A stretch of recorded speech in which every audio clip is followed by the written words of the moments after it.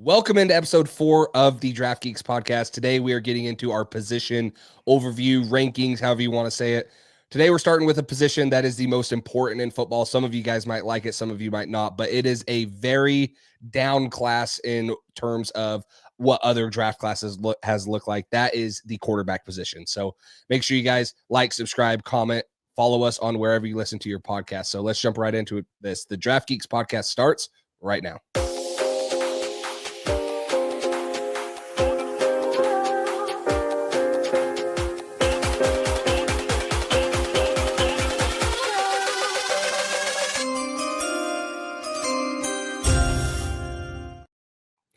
Welcome, everybody, into the quarterback rankings episode of the Draft Geeks podcast. I'm Max Shostak here with Jace Campbell. Today, we're going over our top 8 quarterback rankings. We're going to give it to you in descending orders. We'll figure it out. We'll plan the show as we go, but we're probably going to go, 8, 7, 6, however we decide to do it. But you got to stick around for our top 3s, top 5s, whatever you're most looking forward to. As Jace alluded, perhaps a down class, but still one that some teams are going to find a lot of value in, whether it's a backup quarterback or perhaps a starter at the top of the draft. Jace, how are you doing, man? Yeah, I'm doing good. I mixed feelings about this, right? Obviously, the quarterback position is so important, and it's hard to just say, oh, man, this class sucks, because you really never know. Quarterback is also one of the hardest positions to evaluate and to project. So excited to jump into it, though, and, compare what mine is to yours, and we'll see, how close they are. I think it's definitely better than the 2022 class with, a lot of people compare it to the Kenny Pickett, Matt Corral, Malik Willis, Desmond Ridder group, where Brock Purdy ended up being the best one. So maybe the guy that we give you at 8 is going to be the best quarterback. You never know, because that's how it went. Mr. Irrelevant, the best guy from that group. But I'll jump right into it here. Do you want to go 8, 7, 6? Yeah, 8, 7, 6, and we'll do 5, 4, 3, and then 2 and 1. 2 and 1. However we decide. But yeah, let's start with 8, 7, and 6. All right. So my number 8 guy is Quinn Ewers, the quarterback out of Texas. My number 7 guy is Kyle McCord, the quarterback out of Syracuse. And number 6 is Jalen Milroe, the quarterback out of Alabama. Okay, well, since we're going so short, I'm going to read mine, and then we'll kind of talk. It's very, very similar. We actually don't have anyone ranked in the same spot, though, so that's kind of interesting. But I have Will Howard at 8, Quinn Ewers at 7, and Kyle McCord at 6. So Jalen Milroe will be, probably pretty close to where yours is, but he might be a spot higher or whatever. But let's start with Quinn Ewers, because I have him at 7, you have him at 8. Let's talk about the Texas quarterback. They obviously had a chance to win the national championship, so some people might be like, why is he not, higher? But let's start with Quinn Ewers. So Quinn Ewers, for me, was a major back-to-school candidate, and he opted to declare for the draft. I don't think that was the most popular decision in draft circles. I think there was a lot of people that would have rather seen him go back to school, maybe take an extra year, continue to develop, because for him, it's always been about taking that next step, right? We've always heard about the immense potential of Quinn Ewers, but we just haven't quite seen it on a consistent level yet. And he played through a lot of injury this season, so that really hurt him, from a play standpoint as well as a literal standpoint, and was just another one of the many reasons that a lot of people were like, hey, maybe Arch Manning's going to be the Texas quarterback next year, but why not take that, multi-million-dollar NIL deal that he was absolutely going to get if he entered his name in the transfer portal? But it seemed like Quinn was just kind of done playing college football, ready to take the next step. That was the Pete Thamel report before the Ohio State game, which ultimately ended their season at the hands of Jack Sawyer and Ohio State. But Quinn Ewers, for me, is somebody that's got a live arm. I just don't think we've seen him rein it in yet. I think there's some accuracy inconsistencies across the board, some really, head-scratching, tough decisions that are littered across the tape, whether you look at the games that stood out to me were the 2 Georgia games and then the road game against A&M, which he was playing hurt, so you have to take that into account. But, decisions from the pocket, throwing the ball, I don't know how much you can say, oh, that was because of his ankle injury. And I thought he moved well in that game. So gritty player, played through a lot of pain in that game all season long as well. He's going to be 22 years old around the draft. But for me, it's really that football IQ, the accuracy. I think he's got a more slender frame, 6'2", 210. So you'd want to see him put more weight on that frame. And the biggest note for me is repeatable throwing motion, right? We saw that a lot going into this year. I was a fan of his over the summer in terms of potential. And I was like, I want to see him create a repeatable throwing motion because his mechanics have kind of been messy throughout his college career. Just haven't seen that consistently. So more of a project guy. I have a day 3 grade on him. And I think somebody may take him higher than we expect because they think that they can sit him, groom him, have their development, bring the potential out of him. But that's where I am on Quinn Ewers. He's number 8 for me. Yeah, I have him at 7, and I see him similarly. I thought this guy would have benefited going back to college. Obviously, he would have got more money if he went back to college, but right. I mean, he would have transferred because Arch Manning was going to be the guy at Texas, but it was a little head scratching me. This is a former number 1 recruit who originally went to Ohio State. Then he, stayed home. He went to South Lake Carroll in Texas. I agree with you. Like mechanically and stuff, like this is a guy that the ball, jump. He can throw it from a lot of different arm slots. He throws good releases. He just like didn't wow me. I feel like on a Texas team, he was. I don't say this disrespectfully, but like they should have won the national championship in my opinion. Like they had the talent. That defense was incredible. Like when you talk about the 2 best defenses, it was Ohio State and Texas. And it was like, so what held Texas back? Well, yeah, it was, in my opinion, at times it was Quinn Ewers. It was like he was a little bit inconsistent. He had all these receivers, Matthew Golden, he had Gunnar Helm, he had Isaiah Bond. It's just like he just didn't do much with the talent he had around him. And so it's hard for me. Like he has the ability. He throws it well, like you mentioned. He can do a lot of different things, whether you're asking him to do play action, RPOs. He's not going to run, and take off consistently, but he can move the pocket, step up. It's just like he wasn't good against pressure either. When you're looking at his PFF, he had a 41.6 grade against pressure. Like it's just he didn't do good against pressure. Like stepping up into sacks, holding on to the ball for too long, not delivering it to guys when he should have, not knowing when to throw it away. You look at some other PFF stuff, and this is another concern that I had is like he just never made the big time throw. He had a 4.3% big time throw rate. That is almost as high as his turnover, or I don't know, high or low. His turnover worthy percentage was 4%. They're like, you don't want to see your big time throw and your turnover worthy plays that close together. It should be a little bit more opposite. So it's like, he was making bad decisions and, throwing the ball in harm's way, but he wasn't making those spectacular throws that you would say a number 1 recruit should have made. And so it was a weird roller coaster of Quinn Ewers because 2 or 3 years ago, you would have said, hey, this guy's going to be the number 1 pick in a couple seasons, right? He's going to go to Texas. They're going to be really good. He's going to bring him back. He's going to have a chance to be, the first quarterback taken in whatever class he is. Now I'm sitting here talking about him at quarterback 7, quarterback 8 for you. It's like, yeah, he's probably a day 3 developmental guy that, in my opinion, should have went back to college and should have taken one more payday, one more, he was going to get 8-9 million and, maybe have a chance to compete for a national championship. So I agree with you. I think that he should have stayed in college. And, I guess we'll see how it is. Like you said, someone might fall in love with him. Someone might want, to take a chance on him, but I just don't see him, panning out in there. The stature isn't really there. He's not big, right? He's probably going to come in 6'1" plus. He's not going to be a very big quarterback. And so we'll see. I think he has limited potential in the NFL. Would have loved to have seen him at UNC this year. With Bill Belichick. Something could have worked. Maybe one of the other Texas schools, oil money brings him in, send him to Texas Tech, send him to SMU. I know they got Kevin Jennings over there. They're fine at quarterback, but just would have loved to see him in a different offense, perhaps one more dynamic. And I know he had a plethora of receivers this year, but just maybe a change of scenery. I don't know what it was for Quinn Ewers. It just seemed like it never clicked. The Michigan game, prior to his injury. So, maybe some of the injury is part of this, but the Michigan game was great. I was like, all right, this guy's for real. He took the next step. And then just the season goes on, he gets hurt, comes back. It's not the same. So we'll talk about McCord next. And then I think we'll get to Will Howard and Jalen Milroe a little bit down the line. But for me, Kyle McCord, my QB 7, another day 3 guy for me.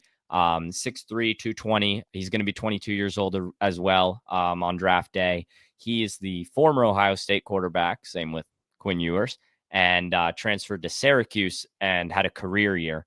took off, was an absolute gunslinger in the Syracuse offense. Listen, I think McCord projects as a backup, but he's somebody that's going to give you, I think, rock solid stability out of the backup quarterback position. He's got the ability to throw the ball all over the yard 50 plus times a game, multiple times at Syracuse. He was big time throws everywhere, turnover worthy plays everywhere. I think 34 big time throws this year, 25 turnover worthy plays, or 23 turnover worthy plays this year. So you're going to get somebody that's not afraid to push the ball down the field for better or for worse out of Kyle McCord.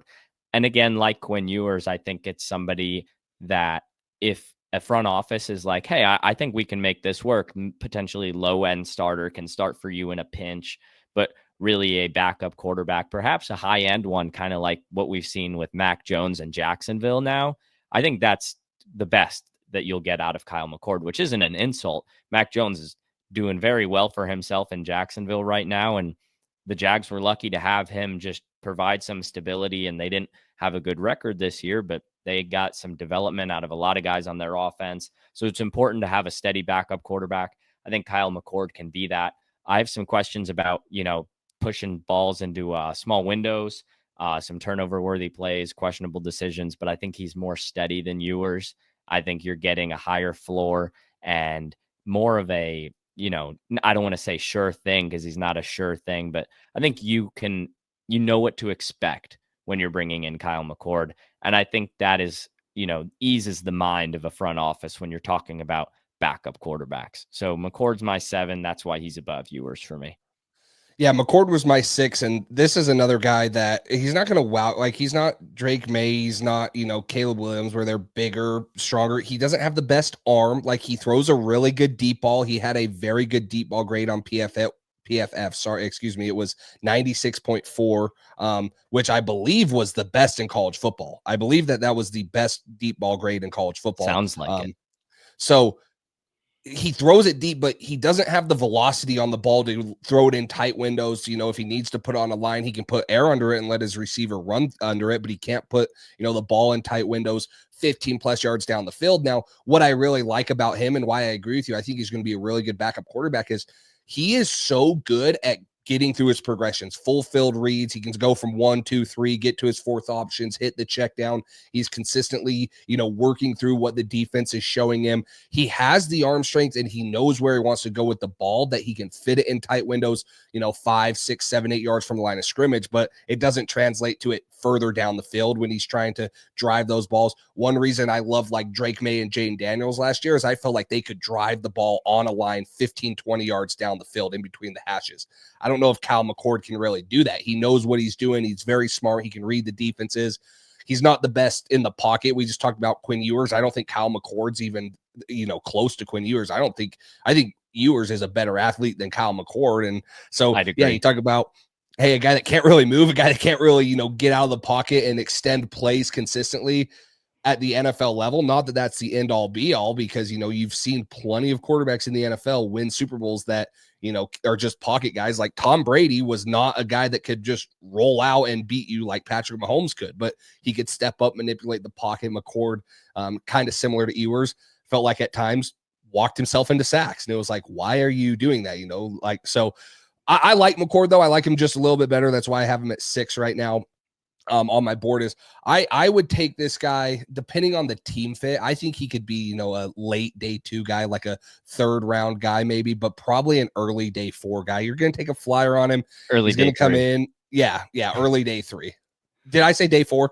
Just a little bit. I meant early 4th round. That's what I was thinking. Late day 2, early day 3. Yeah, I think the 4th round is like kind of where this guy's going to fall. And yeah, he's going to come in. He's going to be a really solid backup. He's smart. He's played a lot of college football, right? He was at Ohio State before Syracuse. So he's played in multiple schemes, played in big time programs. And then this year, for Syracuse, that's the reason that who was it? Clemson didn't, or no, not Clemson. Miami. Clemson got into the ACC. Yeah, they beat Miami. He went toe to toe with Cam Ward. I'm not saying he's better than Cam Ward, but he went toe to toe that game. Like his last 5 games: Boston College, Cal, UConn, Miami, and then Washington State in the bowl game.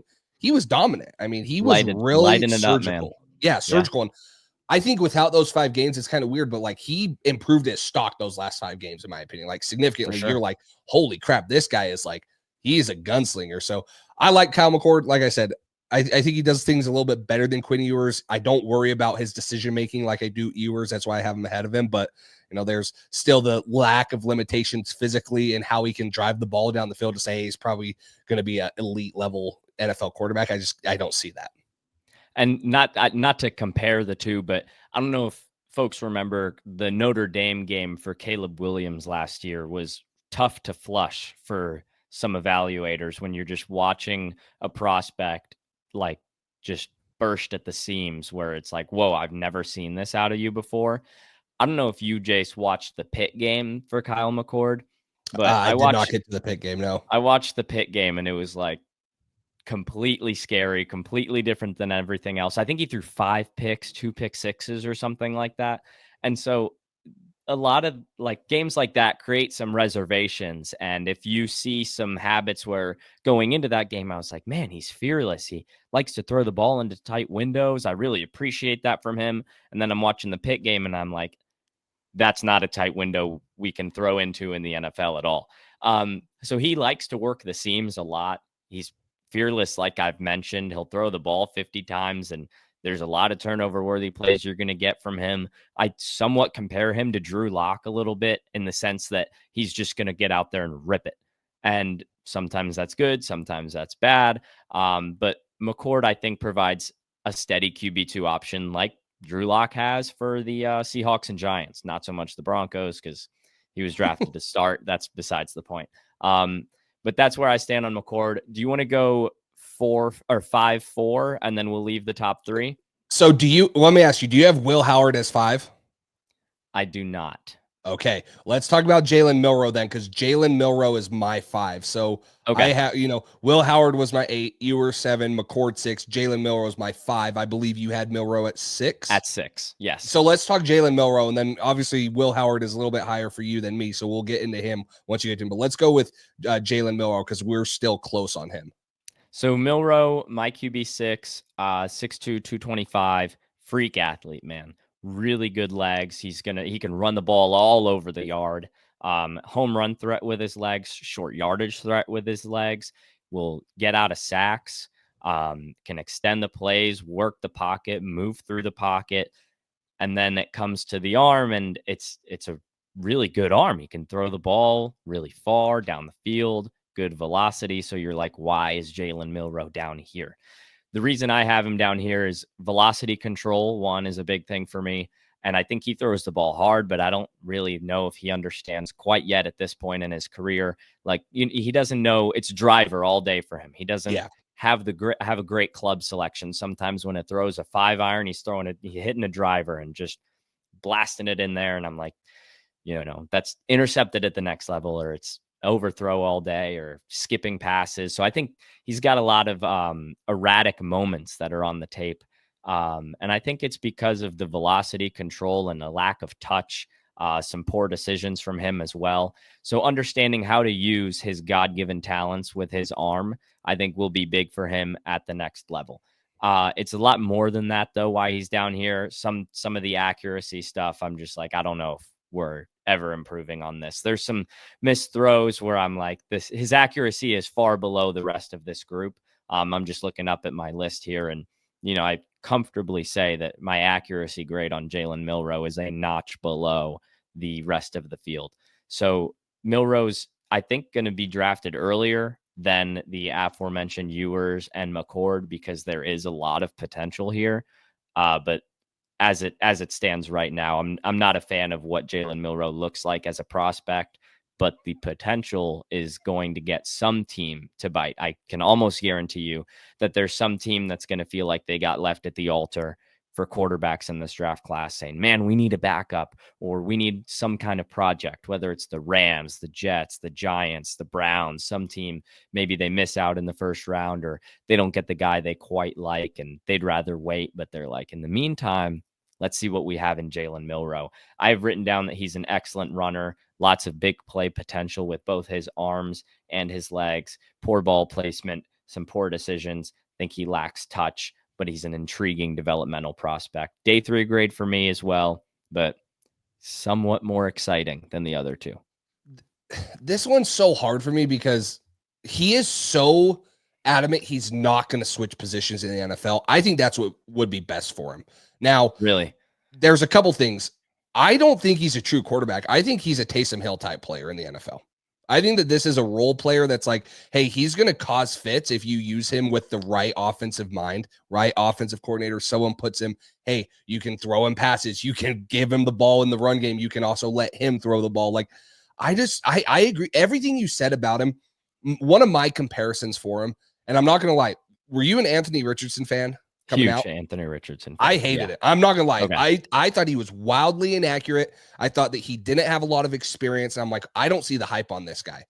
I think that Jalen Milroe is a smaller, less athletic, and less athletic is like a weird term because Anthony Richardson's hella athletic, but Yeah, he's 2 inches Milroe's smaller. athletic, but AR is He's not Anthony Richardson, right? He's 2 made in inches a smaller. lab. He's 20 pounds lighter. Like, so you're comparing him to him. I don't think he throws the ball any better than Anthony Richardson does. He has never had a good completion percentage. The highest completion percentage he had was 2023. That was 65.5%. Like, that's not going to be elite in the NFL. Like, it's not bad. He had 58.5 in 2022. Now that was only on 53 attempts. And then he had 63 this year. It's not horrible. Anthony Richardson, I believe, was in like the high 50s. So it's like 58, I think. Yeah. I remember it being like that. I'm like, what? And he had only started 15 games. So, at least Jalen Milroe's played in 20 plus games. You're looking at it like, okay, he has a little more experience. I agree with you. I don't see it. I don't see him, he has the arm to make every throw on the field, but I don't see him being able to do it. I don't see him being able to dissect defenses and, make the right read. I don't see him being able to, like you said, throw a catchable ball that, hey, sometimes this needs to be a bullet. Sometimes this one needs to be taken off. You need to throw it back shoulder. I don't think he has the accuracy to do that. He can't place it where he wants, even when the guy's wide open at times. The Senior Bowl kind of proved to that. I think he also creates some pressure he doesn't need to. He wasn't very good against pressure. Also, he's trying to create, he is a run first guy. When he scrambles, he's a run first guy. Nothing wrong with that. He's a great athlete. But in the NFL, I just don't think that translates. You've got to keep your eyes down the field. You know it. Lamar Jackson still keeps his eyes down the field. He still finds Mark Andrews, Zay Flowers, guys like that. When Jalen Milroe took off, it was to run. That's fine. I just don't think that translates in the NFL. So I agree with you. I think that off of skill and talent alone, that's why I have this guy, because if you get him in the right offensive hand and the right offensive scheme, he's a mismatch. He's a problem. He can create something that a lot of teams don't have because he's, in my opinion, a Taysom Hill type of player. I just don't see, if this is a true quarterback and you're drafting him to develop him and you're saying, hey, man, we just haven't seen him be consistently accurate yet, we're going to get it out of him. I don't think that that's a safe pick. So if you're taking him as a straight quarterback, I'm not going to take him above McCord or Ewers. But if you're taking him as a guy who, hey, athletically, we're going to do some unique things with him, make him into a package player, then he might even be higher than 5, in my opinion. But, I'm just saying, off of the quarterback film alone, I don't see it. And that's why I have him ranked as my quarterback 5. Maybe Ben Johnson would like him to be the backup quarterback. Yeah. That would be fun. I think Caleb Williams. The trick plays he's thrown to Penei Sewell. Imagine what he's going to have Caleb Williams run read option, and then he's going to give Jalen Milroe the option to throw it if they do hand it. It's like an RPO, PO, run pass option again. It's like Ben Johnson would have a heyday with this dude at some point. So, and I think you kind of hit the nail on the head with the Anthony Richardson comparison. Not that I would compare him to Anthony Richardson, but the reservations you have about a guy like Anthony Richardson are similar. And I think you also did a good job mentioning that Anthony Richardson was drafted where he was because he's a one-of-a-kind athlete. Athletes like him at his size with his arm are so few and far between. And Milroe's not that. He's close to that, which is why you get a lot of these fun conversations about, maybe he could be a second-round pick for this team, develop this and that. But another guy like Quinn Ewers that I was just looking for him to take the next step for multiple years now in his college career, and we just haven't seen it. And when we're talking about these accuracy lapses and not having the right, not getting the right golf club, excuse the golf analogy again, but I truly golf. Mean Stop. It. Don't be disrespecting golf. No, me neither. Listen, can't tolerate that. But if we're missing drag routes, Jalen Milroe, like schemed open drag routes over the middle of the field or quick outs that are spiked, and that's that's a different kind of, accuracy lapse than, oh, you threw a seam 25 yards down the field at his feet. Like, no, we're sailing drags, we're spiking drags. There's some throws in the Senior Bowl to running backs that are overthrown, and those things can't happen. And I know last year people talked about that with Drake May, and this is not at all. One happens way more frequently than the other did, and that never took me off of Drake May, but it's turned me away from Jalen Milroe a little bit. Intriguing prospect and all, but not there yet. Like the back half of this quarterback group. I will say, I think if we're drafting for floor, it's out of these three guys that we've talked about, it's McCord head and shoulders above Ewers and Milroe. Yeah. I mean, just quarterback play alone, I totally agree. So Jalen Milroe was my 5. Dylan Gabriel's my 4. So who's your 4 and 5? So my 5 is Dylan Gabriel, who we'll talk about. And then I didn't go too crazy. My 4 is Will Howard. Okay. So, I mean, we're 4 spots off of him, but we've been 1 off of pretty much everyone else. So yeah, something had to give. Yeah, let's talk Dylan Gabriel first, and then we'll get into Will Howard, the long-awaited Will Howard talk, since I had him so low.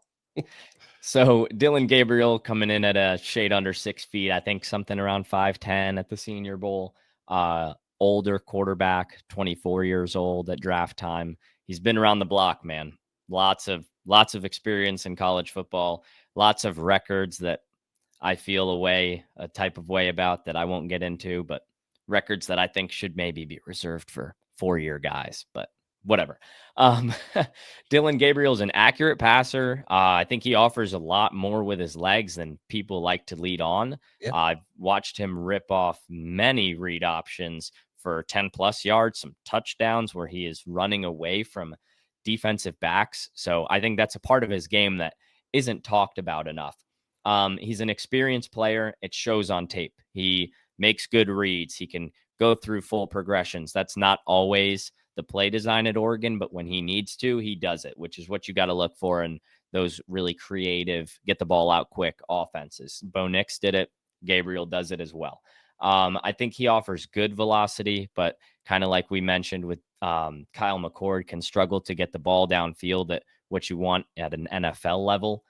He's another quarterback that I think is a backup. And I think, I touched on the height when I introed him. And I think he's got a lot of throws that he makes that are impacted by his height, whether he sails the ball because he's worried about it getting batted down at the line of scrimmage, or it gets batted down at the line of scrimmage. So I think I wrote down he's a point guard style distributor, offers some upside with his legs. I would compare him to a potential-less Bryce Young.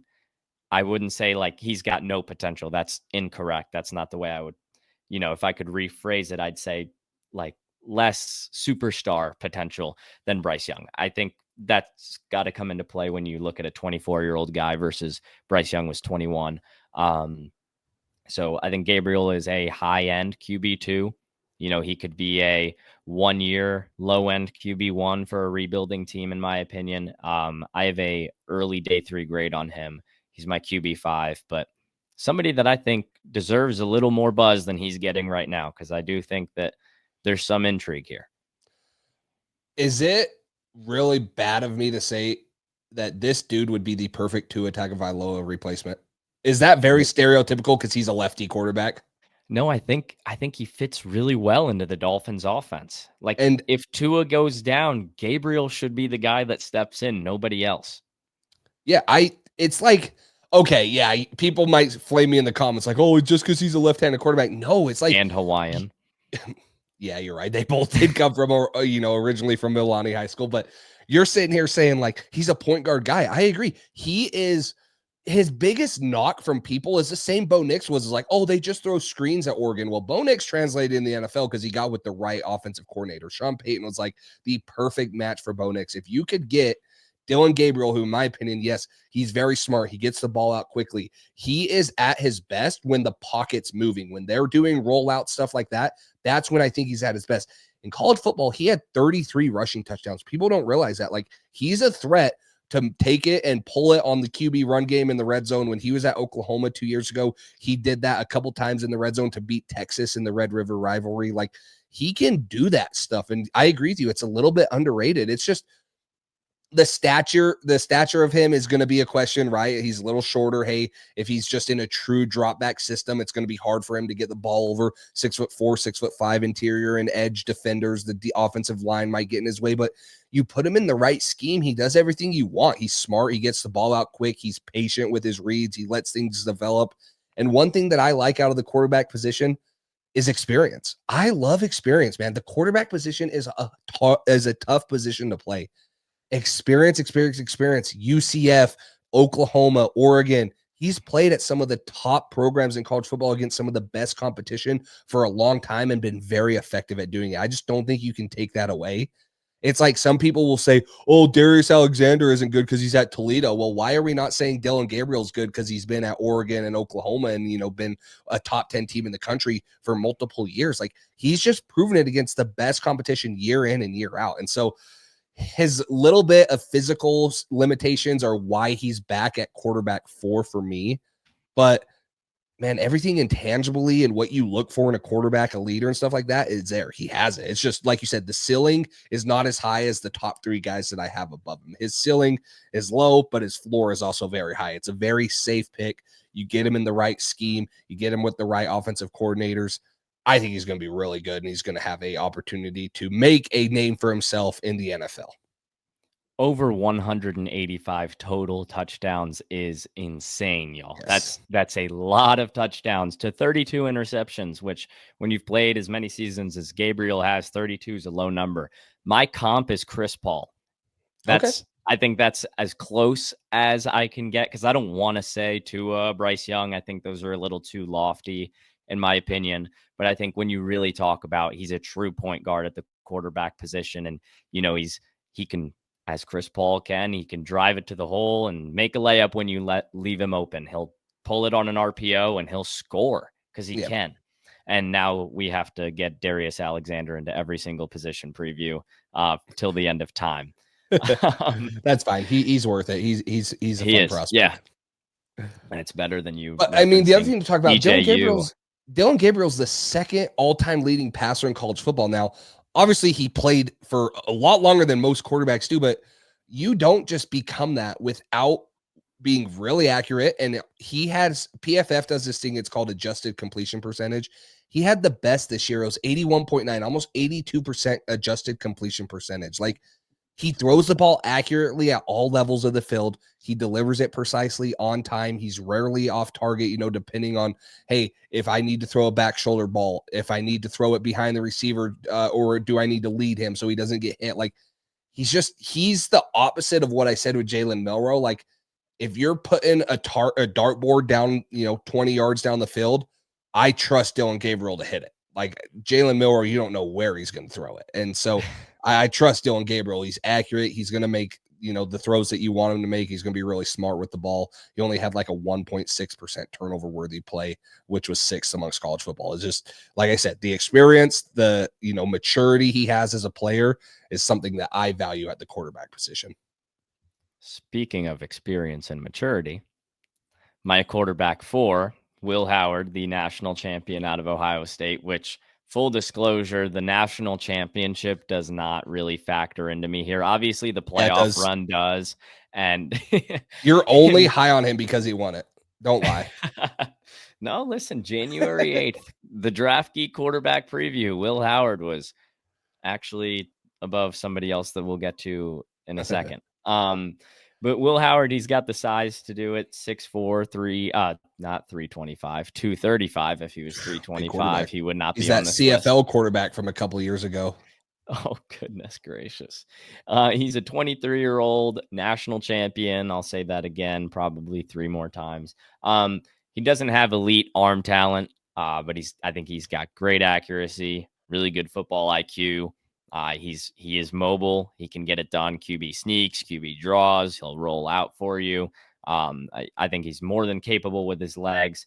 So in a class where, that top tier QB talent is scarce, I think a player that can read the field, distribute the ball with good timing, provide, extra yards with his legs. He's not a zero with his legs is what kind of a point I want to hammer home. He has that dual threat ability. he does a lot of things right, man. There's value in finding that accurate passer, and comparing him and Dillon Gabriel, I think his arm is a touch better than Dillon Gabriel. I think he puts a touch better zip on the ball than a guy like Dillon Gabriel, and the size is a big portion of why he's higher than Dillon Gabriel for me. 6'4", 235. Geez, I almost said he was 300 pounds again. Hopefully not. He's a fatty for you, man. Come on. Jeez.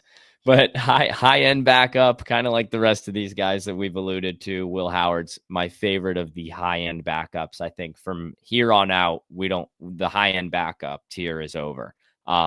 So Will Howard, another high end backup, potential low end QB1 for me, my QB4.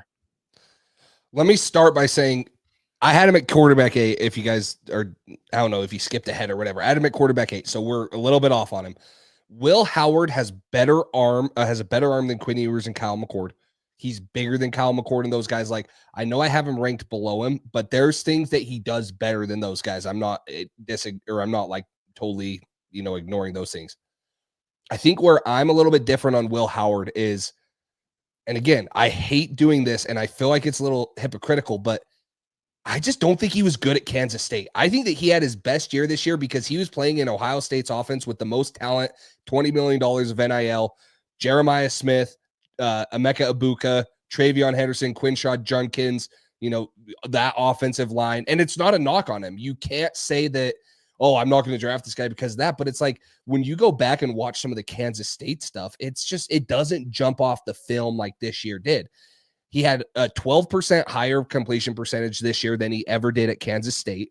Now, he threw the ball about 50 or 60 times more than what he did at Kansas State. It's a totally different scheme. I get that, but his yards per attempt was lower there. He only had 23 touchdowns and 10 interceptions in 2023. He had 35 and 10 this year. His passer rating was down low. So I guess for me, why I'm a little bit lower on him is because of his Kansas State stuff. It's not like Dillon Gabriel, where in my opinion, the film was pretty consistent from Oklahoma to Oregon. Yeah. It was a dramatic difference at Ohio State. And it's like, okay, if he gets in a team, let's just theoretically say like the Titans take a chance on him and they don't address anything else like offensively. They don't have a receiving core. Maybe they even do. Maybe they add one more receiver. Let's say, they get Travis Hunter, right? And I don't know if Will Campbell can be the guy. Will Howard. I said Will Campbell because you're locked into the Patriots at number 4, man. Bro, we got a problem with names on this show. This is a problem with doing the post-combine mock draft. This is a problem with doing the freaking NFL draft. Is there's so many duplicate names and and they're all in your head at one time. But yes, Will Howard. It's hard for me to separate that film. And his film this year was really good. Don't get me wrong. Big arm, good frame. Love, like, athletic for his size too. He runs through wimpy tacklers. He doesn't go down easily, but it's the little bit of inconsistency, right? 60% completion percentage in 2023 at Kansas State. A little bit of choppy throwing mechanics. I think he does struggle reading defenses at times. Not that, he can't process, but I think that, hey, if you give him one look in pre-snap, they spin the coverage to something else. He chokes on the ball a little bit. So, translating that to the NFL, there's obviously a little bit more complicated coverages and things like that is my worry. So for me, it's separating the Kansas State and Ohio State film. And, you could just look at it this year and say, hey, yeah, off of this Ohio State film, he's probably a 2nd-round pick. Off of Kansas State, he might be, a 6th or 7th. So it's combining those two, meshing them. And I'll have to go back and watch a couple more games on him. I only watched 3 games on him and stuff. And it was, some of his better, bigger games and competitions. It was both Oregon games and Penn State. So, maybe go watch the Michigan game. They obviously lost some of those ones and see some more stuff. But it's, the Kansas State stuff that I have ingrained in my brain from last year. And, he obviously transferred to Ohio State and led him to a national championship. You cannot take that away from him. But that's where I lie on Will Howard. That's why I have him at quarterback 8. And I guess it's similar to McCord, where if you judge McCord just off of his Ohio State tape last year, exactly, right, it's not where you want it to be. He's probably not a draftable player. And Will Howard, similar at Kansas State, he got replaced and pushed out by Avery Johnson. Yes. I think it's a little bit lost on the college football landscape when he transfers and win a national championship that Will Howard kind of got the Quinn Ewers treatment that Quinn Ewers would have gotten if he didn't declare for the draft. Like, hey, you're awesome, go somewhere else. And that's kind of what happened to Will Howard. It's like, hey, we have Avery Johnson, younger than you, and we just don't see a future with you. Goodbye. And Will Howard's like, cool, I'm going to go win a national championship. And I think part of it is the roster, right? It's a little bit different than McCord. Obviously, they both changed schools, but McCord got to a worse supporting cast, and that's not to knock on guys like, LaQuinn Allen, Trevor Pena, Aronde Gadsden, and he faced some lesser competition. So it's a mixed bag of pros and cons about how you want to evaluate those two situations. But for me, the reason it doesn't bug me as much as maybe you alluded to is I think when you go to Ohio State, there's added pressure. There's a lot more eyes on you. And I think that's part of what pushed McCord to Syracuse is they were like, hey, you're not getting it done here. And I think he felt a little bit of weight off his shoulders. And it was awesome to see him thrive there. And, this is kind of an ancillary part of the evaluation. For me, it's just like watching what he did at Ohio State, what he do this year. And some of the traits are there when you look at the Kansas State film, but obviously the overall tape grade is lower. But when you look at him from a what have you done for me lately sense, especially in the college football playoff, this guy was sharp. And I think it could benefit him going to a better team as a high-end backup quarterback. Yes. Instead of, like you mentioned, if you dropped him on the Tennessee Titans, how does he fare? Which is, I think, why he's not in position to do that. So Will Howard was QB4 for me. And I honestly think if you just look at the Ohio State tape in a nutshell, you and I probably see him pretty similarly. Yeah. It's just how we, I think interchange our reaction to the Kansas State tape. Yes. And like so many quarterbacks, fit is the most important thing for a quarterback. All day. It is for any prospect, but quarterback, like I agree. You take a Will Howard and put him with like Sean McVay and let him sit for a year or two and take over for Stafford. Yeah, he's going to be really good, right? So it's a fit thing, right? And that's, hey, if this is the Rams saying, hey, let's take him in the third round, I'm all for it.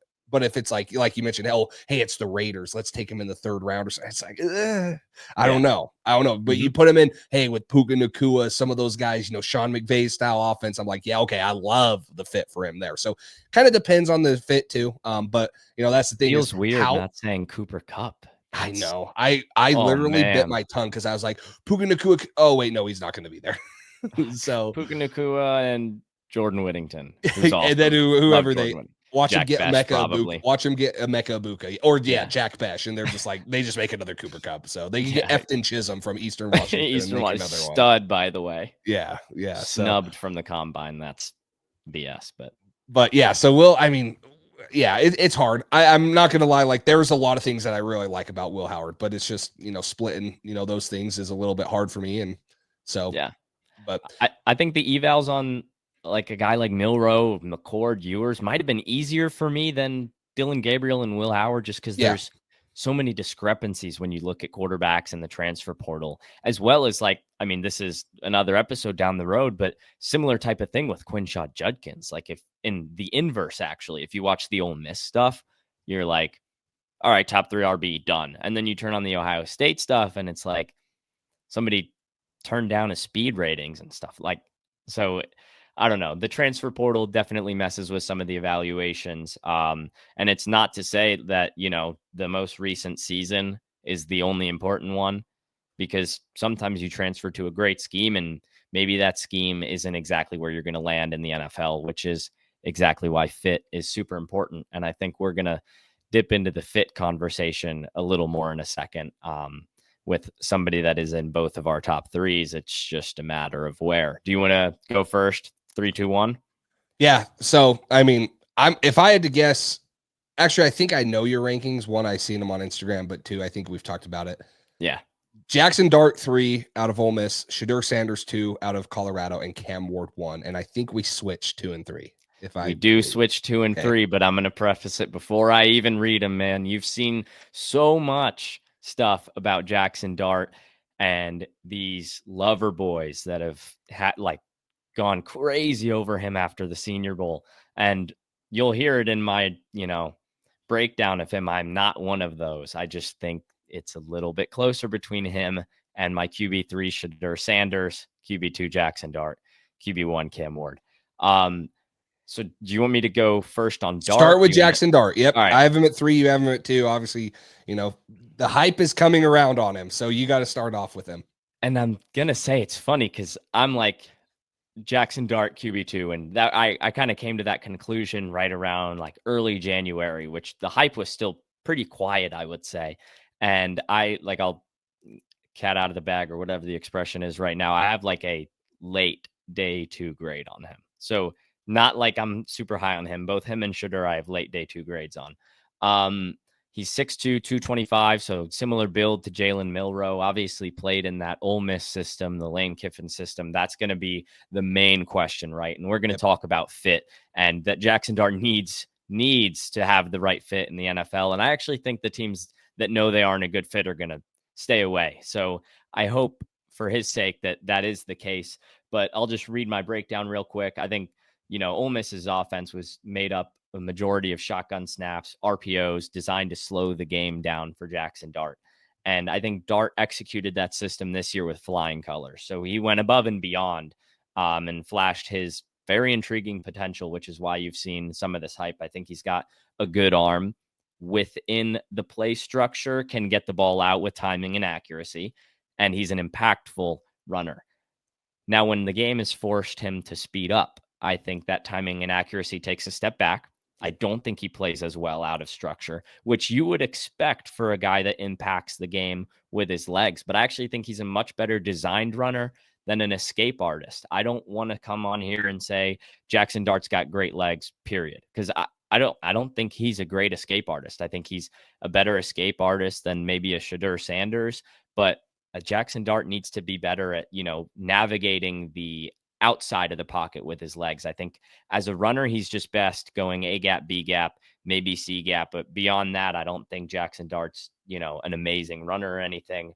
I have some questions about, pocket presence, footwork, escapability, like I talked about. I think he's a high upside developmental prospect. And of the developmental prospects in this class with such a low amount of guarantees at the quarterback position, that's the guy I'd be willing to bet on. But this first round buzz is not for me. I'll be very clear as somebody that's got Dart at QB2. I'm not about this first round buzz for him. So you don't believe, what was it, a scout the other day said that he doesn't think Jaxson Dart makes out of the top 7 picks or whatever? Was that NFL Rookie Watch or something? And it could have been, how it is, right, on Twitter. Yeah, you got to go ahead. You got to go 3 dots BLOCK on that account, because it's nonsense. So you don't believe that fake report that he had? I mean, man, if the Jets draft Jaxson Dart, like who's starting? Like, you think the New York media is going to say it's totally okay to start Tyrod Taylor over the 7th overall pick? That would not fly. That would not fly. And Aaron Glenn, by the way, I think is smarter than that to take Jaxson Dart at, if the Rams want to do it, yes, I'm not going to freak out because we talked about fit. I would rather him go in the 40s. I'm well aware. I talked about I wouldn't take him. I have a late day 3 grade. I'm well aware he's going to go late day 2. He's going to go way before late day 2. He may go round 1, but top 7 is, that's rich. It's a D or an F right out of the gates for draft grades, which mean absolutely nothing. But yeah. No, I mean, to preface this, I actually played, I guess I was a senior and he was a freshman in high school. I played against him. He went to Roy High School. He went to Roy High School, and then he transferred to Corner Canyon, where he became a 4-star recruit, went to USC. Talk about a dream. This dude went from Lincoln Riley to Lane Kiffin. Like, talk about the 2 funnest offensive coaches to play for. But anyways, QB heaven right there, man. It's freaking incredible. So, I played high school against this kid. I mean, he's got the talent, man. He doesn't have a strong arm I'm saying in comparative to like Will Howard, he doesn't have that type of arm, but he has above average arm strength. I agree with you. The biggest concern is, how does Lane Kiffin's offense, that's very quarterback friendly, most of the time has 1, possibly 2 reads.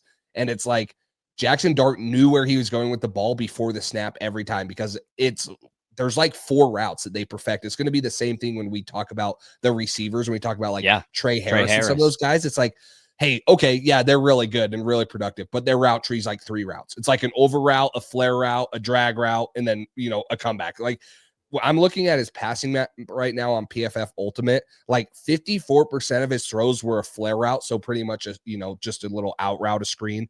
25% of them were an out route. 22% of them were a hitch route, and then 20% of them were goes and stuff. And so it's just like he only threw like a couple routes, and that's not a knock on him. He executed what they asked for him at a high level, and he throws the deep ball with accuracy. He had a 92.6 PFF grade. He had the most deep yards in college football with 1,500 yards. Like he was good with pressure. He was in like the 94th percentile with pressure.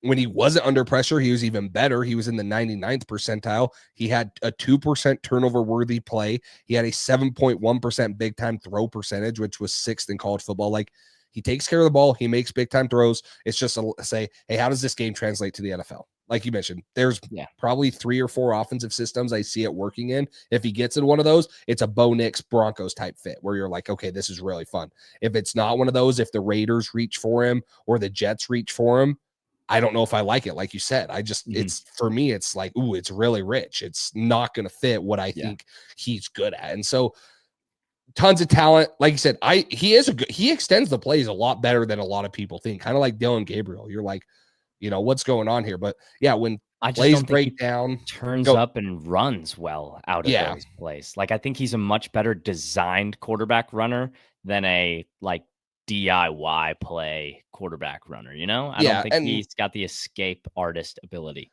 It's probably the opposite of what I said with Jalen Miller, where when he's running not designed runs, he's looking to continue to throw the ball down the field. Like, he's wanting to, Dart wants to throw it. He wants to throw it. So when he scrambles, it's just not impressive because it's like, yeah, like you said, like there's times where he should have just hit it and he would have had a 10-yard gain. And it's like he did it because he's trying to keep his eyes downfield and stuff. But no, I agree with you. Like, when things break down, if the play wasn't there that was designed, the first 2 reads, it's really hard for him to, unlike Dylan Gabriel or some of those guys, go side, well, hey, here's 1, here's 2, here's 3. Okay, there's my check down. You rarely see that. Or like back to 1, I have a clean pocket and now check down. Back to 1, back to 2, take advantage of 3-man rushes when your offensive line's out there doing its thing. So yeah, I think we do see it similarly. I just think that Dart, like, I'll touch on a little bit. I'll run through because I sound like I had him at QB4 based on what I said initially. But I'm a bigger fan, I think, of his arm than you were. I do think his arm's better than a guy like Will Howard's. Okay. I think he's got good arm talent. I think he's got good accuracy at times. Like, he's got wow throws. He's got wow throw potential. He's also got, that's not what you're capable of. So I think in the right system, Jaxson Dart can sit for a year. That's a very important part, I think, of his career development. And not because he's like got raw tools, but because he hasn't seen the NFL game yet. Sure, he played in the SEC and he did this against NFL level defenses. We can say that about the SEC. We can say that about the Big Ten. But Jaxson Dart's offense is not at an NFL level. His reads are not at an NFL level. Yeah. So I think he needs to not relearn how to play the quarterback position, but learn how to play the quarterback position in an NFL offense, in an NFL scheme, and adapt to that. And when he's ready, he can take the reins. So I think a perfect fit, you have Matthew Stafford. Hopefully the Rams and him can come to terms on a number that works for both teams. I saw a report from Schefter today that maybe Stafford goes to the Giants, Aaron Rodgers goes to the Rams, and Dart can back him up. So I think he can be a backup quarterback. Maybe you let him see the field in garbage time. Maybe he gets that Joe Milton type week 18 start, something like that Patrick Mahomes did in his rookie year. I think there's a lot to tap into with Jaxson Dart. And I will say, again, in a class like this, he's somebody I'm willing to have QB2. In a class like last year's, he's, way out of there. So yeah, it's a tough transition when you go from Drake May as my QB2 to Jaxson Dart. Yeah, because they're not one and the same at all, man. No. And that's, why we talked about this episode being a little bit of a downer when you do QB previews. You're like, man, psyched to evaluate the quarterback class this year. You're like, Not really, but Yeah. Jaxson Dart's got some of that excitement. And hey, maybe I'm too high on him because it's more of a boring quarterback class. But like I said, if we're betting on a guy, traits, it's him for me. Yeah. No, I mean, I like Jackson's art too. I think I'd take a chance on him. Like you said, if you're the Rams, I the late first still seems high to me, but I would get Way it. too high. Yeah. If Sean McVay is like, this is my guy, I would say, okay, well, Sean McVay, you know what the hell you're doing, and you're a quarterback guy, so Right. I trust you. But man, if like the Rams get their hands on him in the second, possibly even the third, that's like you mentioned, like some team's going to be ecstatic about Jalen Milroe for some reason. No, if Jaxson Dart's like a second round guy to the Rams or one of those teams that can take the time to develop him for 2 or 3 years, it's a totally different story. And you're like, okay, yeah, he could be one of the better quarterbacks to come out of this class if that's the situation or the cards he's dealt. So Yeah. let's move on. Quarterback 2 for me is Shadur Sanders. He's quarterback 3 for you. So I'll talk about him a little. I mean, obviously everyone knows about Shadur. They've known about him for 3 years now because, obviously his dad in the spotlight, him with the name and stuff. He does a lot of things that are really good. I think he's the best quarterback in this class off schedule. Like when he's off script, he still makes plays throwing, the ball down the field. Now, he had a horrible offensive line.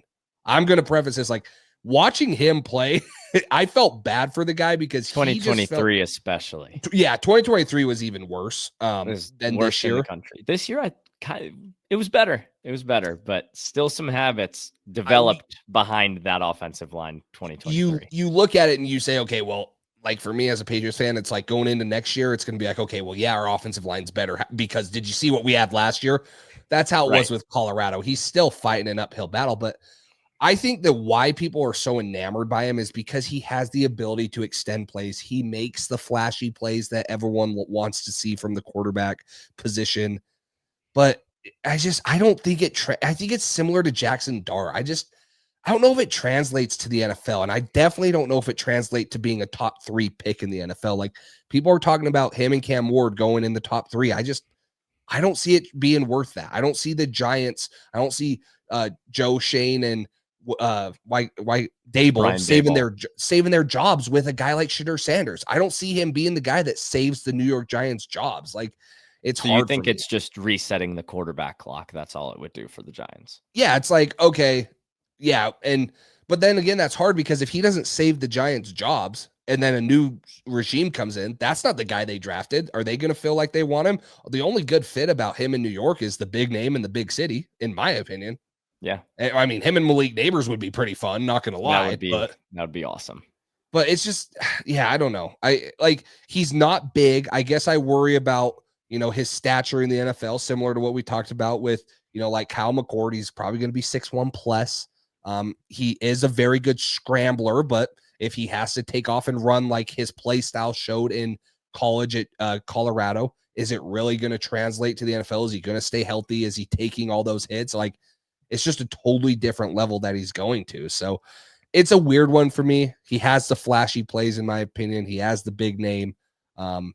In a weak quarterback class, yeah, he's going to be up there. But I'll give him this. He's tough. He's tough as crap. His dad raised him tough, bro. I'm not questioning his toughness. Like he's going to stand in there and take hits, and he's going to get up after him. But it's just, is that the play style that's going to translate to winning games and being a, top 3 worthy pick in the NFL? I don't see it. And that's how they're talking about him as it right now. But I just don't see him as a top 3 pick. Out of 8, so first in the class or 8th in the class, where would you say you think his touch and accuracy to short and intermediate levels is for you? His touch and accuracy. I mean, for me, it's first. I was going to say, I think it's close with Cam Ward, but I think Cam Ward takes it on the deep balls. Like that's why I left Cam that Ward, out. Yeah. Yeah. Cam Ward's deep balls is what separates him. So I'd agree with you. I'd say they're close. I would probably agree with you. He's probably 1 or 2. Yeah. Like I don't think he's got the wow arm. He's made some throws. There's a throw against Kansas State that is, left hash to right sideline, a beautiful ball, but you just don't see that so consistently from him. And I don't know if he's always gotten the ball out on time, whether it's the 2023 tape or 2024 tape. And I just think there's a lot of bad habits he developed in 2023 behind that atrocious offensive line. This year was closer to average, I think, from a statistical standpoint, but he developed a lot of bad habits that season. And whether it's, bailing on plays too early, it's a clean pocket, but that internal clock is so much shorter for him after that 2023 season than it is for a Cam Ward who played behind a, studly offensive line this year. So, Shedeur for me I think he's more of a West Coast quarterback in the at the NFL level. I think he can get the ball to short levels out on time, and deep, not as well. But I think he'll get the ball out accurately with good timing and a short and intermediate level. And I think that's where he should, that's what he should be told to do, coached to do, schemed up to do in the NFL. I don't think he's got a crazy arm. I definitely don't think that his ability to extend the plays or create with his legs is there. I think he honestly operates with too much confidence in that aspect. I think there's a lot of times where, let's say the right end breaks free, he rolls out left. No, you have to throw the ball away. Like, he can't outrun defensive ends in college, and it's not going to happen at the NFL level. I don't know where you stand on this, but I had him written down as, I think he's a negative play machine. In some games, it was nonstop, whether it's intentional groundings, crazy sacks, like where he's not stepping up into a 5-yard sack. He's rolling out into a 21-yard sack. Like, that cannot happen in the NFL. Those are drive enders, game enders. So I don't think he's a franchise quarterback. I'll get that out there right now. But I think obviously we talked about fit, and it's going to sound like a broken record, but especially when you lack this top end talent, I think fit really matters. And I think it's going to be a tough spot if he ends up on the Browns or Giants, because you look at those offensive lines and they're not thrilling. I think he's best as a pocket passer in an offense with a good offensive line that allows him to get the ball out quickly and occasionally find a big play. And I think he's pretty limited to that role. I love how you brought up, he just creates negative plays. His turnover worthy play was 1.3%, which was third, but that does not account for sack yardage loss. Like you mentioned, penalty yards, walking him, like creating pressure that he does not need to create, scrambling, giving up on the play too soon. Maybe he can get out of some of those things behind a good offensive line, but I think it's going to take time. Let me ask you this question. Would you take Brock Purdy or Shedeur Sanders in San Francisco's offense? Purdy right now, obviously. Yeah. That's or I guess let me rephrase it. Who has a better chance to win a Super Bowl as the quarterback for the Niners?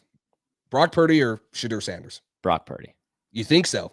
I do. Yeah. So, like, you talk about West Coast style offense. Like, I think of like, hey, Shedeur, you get behind that offensive line, right? Trent Williams, you give him, obviously Deebo Samuel's probably going to get traded, but you give him like a Christian future McCaffrey. Christian McCaffrey, George Kittle, Brandon Ayuk, Ricky Parasol. Like, he'll never make it that far. I'm not saying he would, but like, that's the type of fit that I see him fitting in. Absolutely. That's where I think he could progress. I know we've talked about the Rams. We've said, I was just trying to give another one, but like, that's another one that's like, hey, man, if he were to fall, it's diabolical. It's not going to happen.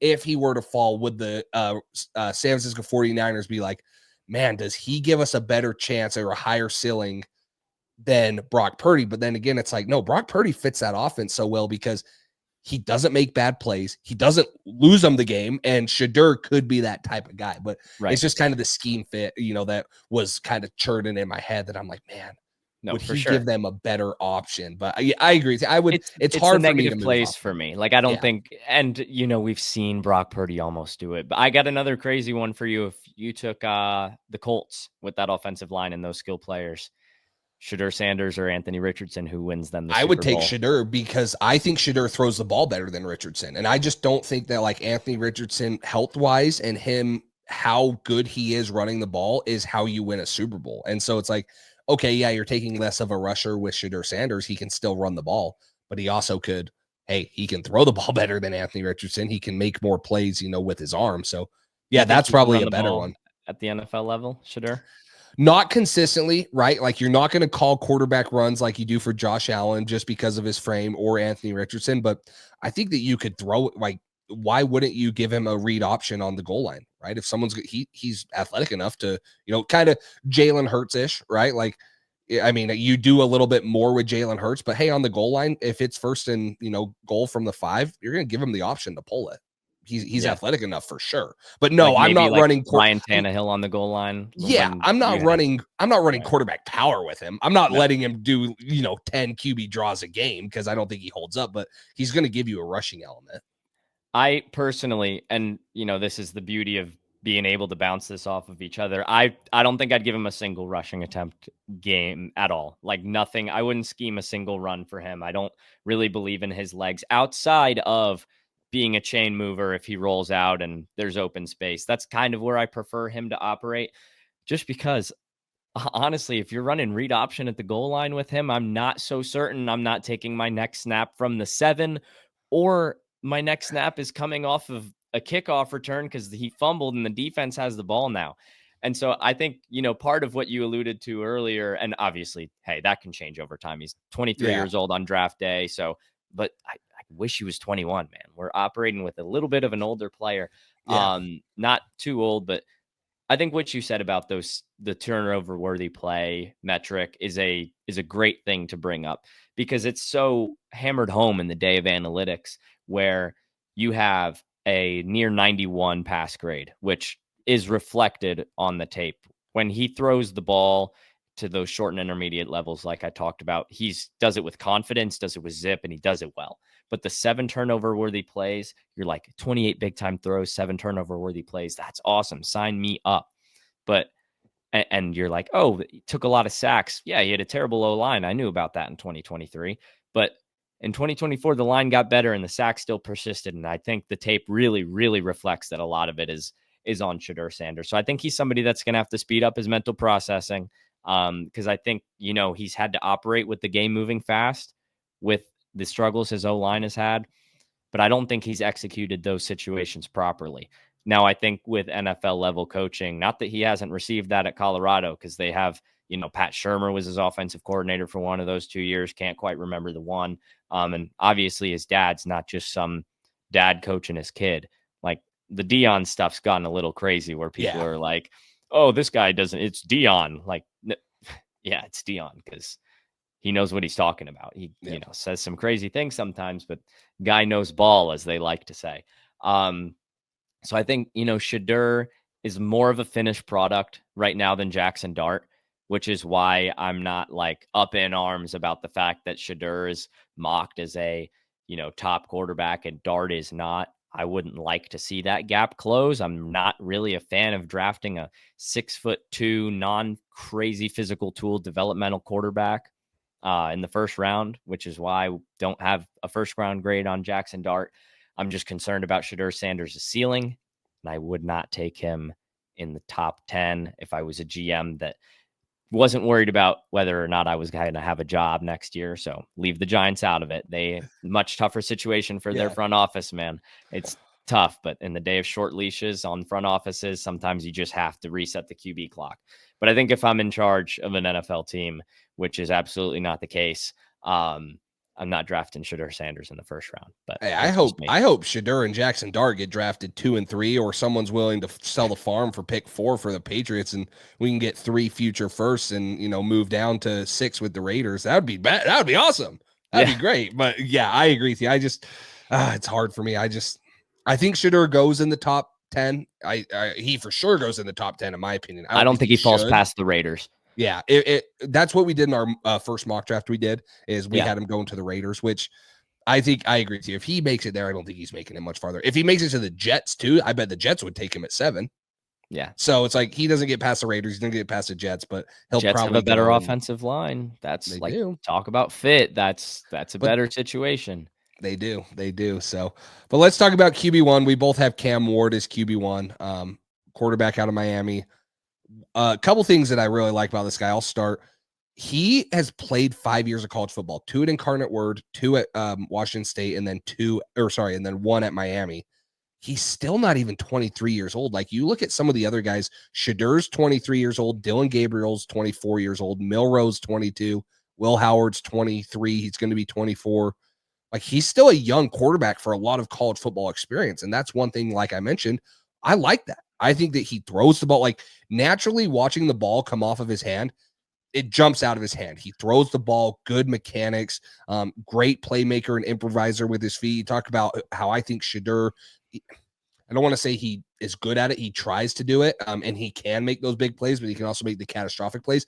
That's kind of the same with Cam Ward. You talked about it in our top 25 big board episode. It's like his bad plays are few and far in between, but when they are bad, they're bad. They are bad. Like, Oh, they're bad. woof, woof. So, but 5-year starter, started as a Zeal Star recruit, made his way up, has dominated at pretty much every level he's been at. I remember when he was at Incarnate Word in the FCS, because I am associated with the FCS in the Big Sky. Like, you're like, who the heck is this guy? Then he goes to Washington State, he dominates. And he goes to Miami and he dominates. It's like, holy crap, this guy is, like I said, a 5-year starter who has a ton of experience, and he's still relatively young for the position, in my opinion. I think that he's the clear-cut number one quarterback in this class. There's no one I trust more to take him. That's why I have him at quarterback 1. And if there's anyone I'm taking, any quarterback I'm taking in the top 3, potentially the number 1 overall pick in Tennessee, it's Cam Ward, no doubt about it. Bang, Jace. We agree on that one big time. Not just a little bit. That's big time. Agree with that. Kind of bar for bar, right? You start with 0-star recruit. That matters to me personally. Just when you see a guy 0-star recruit, is like, all right, cool. I'm going to play 2 years at Incarnate Word and I'm going to win there. And then I'm going to go to the Pac-12 and I'm going to play 2 years. I'm going to win there. Then I'm going to declare for the draft, but they're going to give me a day 3 grade and I'm going to say, bet. All right, cool. I'm going to go to the ACC and I'm going to win there. Miami won 10 games this year, and they were a defense away from being in the college football playoff and possibly hosting a college football playoff game. They didn't play a gauntlet of a schedule. They were 10-2, and if they could stop anything on the defensive side of the ball, right? Exactly. I don't know. I think maybe some tissue companies have them get through. Yeah, exactly. And if anybody's got the whole bowl game thing in their head, it doesn't matter to me at all. I'm totally fine with the guy going to get his record. Bowl games really don't mean a thing to me at this point. If you put good tape out there, cool. If you play the first half and opt out, cool. If you opt out, cool. It really doesn't bother me at all. I think he's got really impressive arm talent. I do like his escapability. I think we've talked a couple times about the guys that roll out, keep their eyes downfield. There's a throw against Florida, man, where he's rolling left, throws into the back left corner of the end zone. Absolutely absurd. He started his season off in the swamp. They dominated. I think he can hold the ball for too long. Some inconsistent footwork, the nonchalant stuff. We got to do away with that. There's no opportunity to stand still in an NFL pocket. You got some ill-advised throws into tight nose, create some turnovers, some catastrophic turnovers, but those are really fixable things in my mind. Yeah. So when you're looking at a quarterback class that doesn't have great top-end talent, I'm taking the guy with the rocket arm, good legs, pretty good frame, 6'2", 225, and fixable cons on a pro-con chart. I think he's the one guy in this class that's got that it factor potential. If there's a guy in this class that I'm down by 4 and I need to go 95 yards in a minute and a half, suit Cam Ward up. There's no further questions asked. So he's the it factor guy in this class for me. Yeah, sure, he's mistake prone, and I think he's going to have to be coached up a little bit. You don't escape any single eval in this class, especially at the quarterback position, where you're like, this guy is ready to go. And that's not to say he can't play day one, but like he's, there's going to have to be a lot of review of his film and say, hey, this does not fly. This throw into, double coverage or this across your body throw when we're at Cal cannot happen when we're, at the Seahawks or whoever it may be. So I think if he fixes those things, I think he could become, talk about ceiling, maybe a lower half of the top 10 quarterback in the NFL. I'm not afraid to go into that depth with Cam Ward. I think that he's got the potential to do that. I have an early second round grade on him, but when you're talking about scarcity at the quarterback position, I'm comfortable taking him with his potential in the top 3 because let's face it, man, the Titans and Browns and Giants, they got to get a quarterback. So if you're telling me there's a guy that could be a top 10 quarterback in the NFL, there you go. Take him. And some of the catastrophic plays I feel like come from him wanting to play hero ball. He said it in an interview. He's a guns. Like he has confidence, right? Like you mentioned, he's got the swagger you want at the quarterback position. He's got the confidence. a part of him, I bet if you dug deep, he'd be like, oh, I don't care if I throw the interceptions because I'm going to throw 5 touchdowns. Like he can make every throw on the field. He's accurate with it. He is a natural thrower of the ball. Obviously, I'm not saying he's going to, I'll throw 4 interceptions, but like, right. He's a risk taker. He Yeah. trusts himself. He believes in himself. He's confident that he's going to make the throw. I agree with you. I think that this is the guy that any of the top 3 teams would want. This is their number 1 guy. If you ask them, obviously the Giants are probably like, hey, we're not going to get a chance at getting him. They would be ecstatic at it, but they're probably like, oh yeah, well, Shedeur or whoever. But no, this is the guy. This is the guy that, in my opinion, is, yeah, he has the most, ability. He could have been, like you said, a 2nd or 3rd round guy last year, had some talk around him, but like, oh, let's see, yeah, now he goes to the ACC, he puts Miami in the national spotlight again, which hadn't been done in a while, and, had a chance to win the Heisman Trophy. So he's got the it factor. He's got everything I want physically. He's got what I want mentally from a quarterback. He's got the experience. He's got the production to do it. There's not a lot to like about this guy. And at 22 years old, cleaning up the, hey, you don't have to play hero ball anymore, he's going to be fine. Yeah. I think you meant not a lot to dislike, but I'll let it slide. Did I say, no, there's not a lot to like. No. QB 10, we forgot a 0. Oh, wait. I thought we were doing our bottom 8 rankings, not top 8. My bad. Cam Miller, North Dakota State. Yeah, what are we doing? Tommy Malott, Montana State. Come on, guys. What are we doing? What are we doing here? There we go. Yeah, you're right. Had to sneak in some FCS shout outs at the end of it. A little bit there. Got to. Yeah, they're like, who are those teams? What the heck? Football IQ for me is like the one thing where I'm like, we got to get better at that. But if there's something that you gain when you get to the NFL, right? It's that. So yes. I think there's fixable issues here with Cam Ward. But when you look at the arm, when you look at the ability to be uber accurate, have great arm talent and accuracy, it's all there, man. He's kind of the poster child for why it takes more games to evaluate quarterbacks. Because if you evaluated, I think it's like Florida, Louisville, and then there's one of those other games where he's just absolutely absurd. You're like, wow, this guy, why are people saying he's not a 1st round grade? And then you're like Georgia Tech, Virginia Tech, you're like, and Cal, you're like, that's why. So there's hot and cold to his game. All those games I just named, except for Georgia Tech, they won. So I think that Georgia Tech tape, I think, is really important because we talk about Shedeur Sanders with those, negative play machine. Like, I don't want it to be lost on us that can be Cam Ward too. Like, I'm not going to come off as some like Shedeur hater because I'm ignoring the fact that Cam Ward can be a negative play machine. He is at times, but he can get him back. And I don't think that Shedeur has that same ability. And when we talk about quarterbacks, you look for traits. Cam Ward has that trait. Don't think Shedeur does. That's why there's a gap for me. And that's why Cam Ward is my number 1 guy. That's why I'd be comfortable taking him number 1 if I was a GM in the NFL. So we'll read back our top 8. Mine was Quinn Ewers out of Texas at 8, Kyle McCord out of Syracuse at 7, Jalen Milroe out of Alabama at 6, Dylan Gabriel out of Oregon at 5, Will Howard at 4 out of Ohio State, Shedeur Sanders out of Colorado at 3, Jaxson Dart at 2 out of Ole Miss, and Cam Ward, number 1 quarterback for me, out of Miami. Yeah, and then I had Will Howard at 8th overall, Quinn Ewers at 7, Kyle McCord at 6, Jalen Milroe at 5, Dylan Gabriel at 4, Jaxson Dart at 3, Shedeur Sanders at 2, and Cam Ward as number 1. So it's honestly kind of shocking. We only had, a lot of guys were really close for us. Like, most of them were within 1 spot, but we only had Cam Ward exactly, right for both of us. So a little Same bit, mate, Same mate. Yeah. But I don't think that's such a far-fetched thing to have. I got a couple random questions for you on Cam Ward, and we'll end on this. Where would you put him at quarterback wise last year? Oh, love this. I knew where you were going right when you started the question. So I'm going to think out loud here. Forgive me. I had Caleb Williams, Drake May, and Jaden Daniels. Put those 3 to the side. That's no doubt about it. Yep. So QB4 for me was JJ McCarthy. 5 was Michael Penix because of the injuries.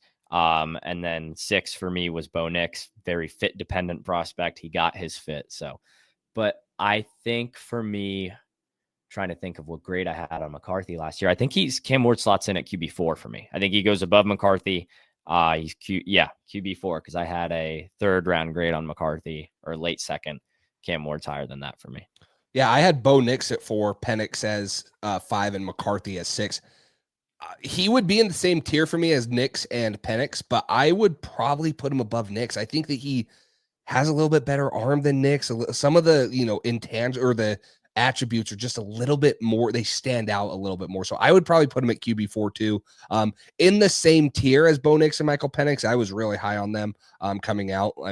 But I would probably put Cam Ward a little bit higher than him. So, and then the last one is out of the top 3, Tennessee, Cleveland, the Giants. What's the best fit for Cam Ward? Where would you want him to go? Fit. So I'm going to give you best fit, and then I'm going to go where I think he'll go on February 18th, 2025. Your prediction. So best fit for me, in my opinion, is the Giants. I think he matches that kind of swagger that they have. They're a young team. I think he'd embrace the New York life, like that for spotlight. sure, man, for sure. And I think Shedeur would do the same thing. There's a kind of a notion that like, oh, he wouldn't survive the New York media. That's not true, man. This guy's not true. Media pro, man. But I think Cam Ward's grit matches that energy that Malik Neighbors brings to the table, right? Dexter Lawrence, that kind of gritty defense that they have over there. Hopefully they can keep those pieces in place. So Giants would be my best fit. I think that he's going to go to the Giants, but I think he's going to be the first pick in the draft. I agree with you. So I think that I don't mind the fit in Tennessee. I don't think it's as good as the Giants. I definitely don't want him. I don't think he'd do good in Cleveland. That's just my opinion. That team, salary cap hell, stuff like that, everything they're going through. Tough spot, man. If I'm them, I'm just bringing back Jameis Winston and I guess the thing for me is why I think he's probably going number 1 overall like you did is there much, like, would you take Cam Ward over Drew Aller next year? Like, say Drew Aller's QB1 next year? Yeah, right now, yeah. Yeah, and so it's like Nuss right now. Question. Who? Sorry, Garrett Nussmeier. Like, Garrett Nussmeier. But like some of the other ones that could come out, like Arch Manning. What is he going to come out after 1 year of starting? Nico, I doubt it. I think Arch Manning's going to stay all 4 years. Yeah, probably. You got Tennessee's quarterback Nico, Emo Lavi. I can't even say his last name. Cade Klubnik. Yeah. Klubnik, Sam Levitt, right? He's getting some Carson Lenora Beck, Sellers. Obviously went back. So it's like, get out of here with that South Carolina crap. Come on. No, listen, Lenora Sellers, you're going to find out. Lenora Sellers is legit. But I do think he's got 2 years of college ball left. So there's a lot of uncertainty, I think, that we're kind of finding out with NIL and everything. It used to be like, oh, he's draft eligible. There he goes. And like Justin Herbert kind of gave us a preview. Obviously, Peyton Manning did it a long time ago. But Justin Herbert, when he was like, hey, I'm coming back for my senior year to play with my little brother, everybody was like, whoa, especially the Giants. They were like, excuse me, Justin Herbert, you're supposed to be out right now. And so they drafted Daniel Jones. But so I think it's hard because I don't think that next year's class is looked on right now as like, oh, it's an elite class either. So it's like somebody's going to emerge. Someone will emerge for sure. Cam Ward, right? Cam Ward wasn't thought of as the number 1 pick. There's always someone like that. So there will always be someone. But yeah, I agree with you. I think that Tennessee's got to come out with the quarterback, and we'll talk about it, guys. Spoiler for next week: we're doing a pre-combine mock draft, so we are trying to get you guys involved. No, but we're gonna do another pre-combine mock draft. So quarterbacks this week pre-combine, so you'll get kind of a new perspective and more stuff, on the mock draft. But I agree, I just don't think Tennessee can. So when I said first pick, though, I think Giants first pick. Really? I think the Giants call. Joe Shane and Brian Dable have the conversation that they say, if we don't get our quarterback, we're not putting food on the plate for obviously they have enough money to put food on the table, but figuratively speaking, we're fired if we don't get a quarterback that we believe in. And I think if they evaluate the class similarly to how we did and how so many others do, I think they call Tennessee, overpay, which is fine. Listen, quarterbacks matter more than whatever draft capital the Giants are too scared to give up. They maybe don't have to give up 2 firsts. Maybe you go like the 3rd pick, a 2nd rounder this year, a 2nd rounder the year after, and a player. Send them a player on an expiring deal. Edge rusher. Tennessee needs that. Tag and trade Kayvon Thibodeau. There you go. Or trade him. He's got 1 year left on his deal. But move up, get Cam Ward. If I'm the Giants, that's that's number one priority for me. You have to land the quarterback, and I think the Titans are fine moving back. If Levis? Cam Ward pans out, Yeah, like we think, him and Malik Neighbors would be a nasty duo. Like that's rock solid, man. we're talking Joe Burrow, Jamar Chase-esque. Like if it works out, that's what the Giants do and it works out, it's like that's why I think his fit is so good in New York, is because there's like a wide receiver one. There's a top 8 wide receiver in the NFL already there for Cam Ward. And he's gonna freaking For tear years it up, to come. For years to yes, come. it would It's be not those two. like if it was the Bucks, like it's like, oh, Mike Evans, but you get that for a couple of years. Like, For no, sure. this Ward, Neighbors, like, oh, who wears number 1? What number does Cam Ward wear? Maybe, I don't know if he wore something else. It would be 1 cool and if they 2, were pair them 2 up. to 1. Yeah. There you go.